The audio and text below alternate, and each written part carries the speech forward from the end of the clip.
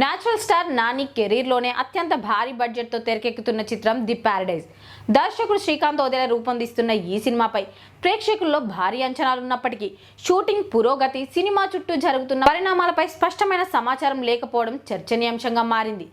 Mohan Babu entry తర్వాత షూటింగ్ను వేగవంతం చేసిన ఆగడం సాగడం జరుగుతుందనే ప్రచారం ఇండస్ట్రీలో చక్కర్లు కొడుతోంది. నాని సినిమాను చుట్టుముట్టిన పుకార్లకు చెక్ పెట్టడానికి, అలాగే పోటీని తట్టుకోవడానికి మేకర్స్ ఒక వినూత్న ప్రమోషనల్ స్ట్రాటజీని ప్లాన్ చేస్తున్నారు.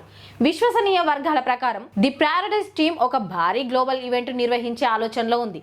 దేశ విదేశాల మీడియా ప్రతినిధులను పిలిచి వారి మధ్యలో సినిమా మొదటి పాట లేదా టీజర్ను లాంచ్ చేయాలని సీరియస్గా పరిశీలిస్తున్నారనే న్యూస్ బయటకు వచ్చింది.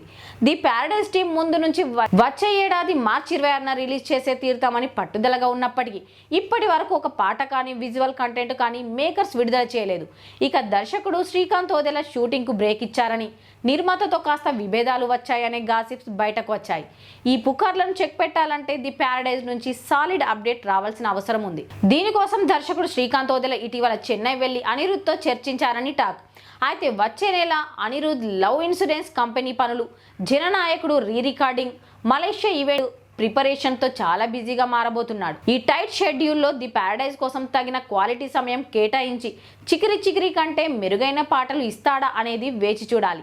నాని కెరీర్లోనే బిగ్గెస్ట్ ప్రాజెక్టు కావడంతో మేకర్స్ ప్రతిష్టాత్మకంగా ప్లాన్ చేస్తున్న ఈ గ్లోబల్ ఈవెంట్ ద్వారా అయినా సినిమాపై ఉన్న గందరగోళం తొలగిపోయి భారీ అంచనాలను తగ్గట్టుగా ప్రమోషన్స్ ఊపందుకుంటుందేమో చూడాలి.